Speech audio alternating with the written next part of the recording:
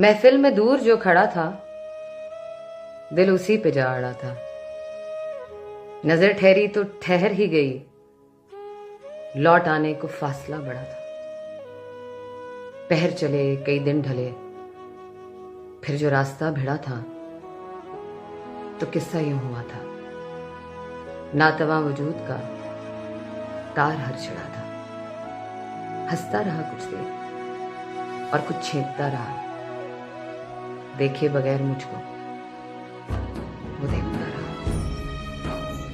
अंधेरे में तीर क्यों फेंकता रहा।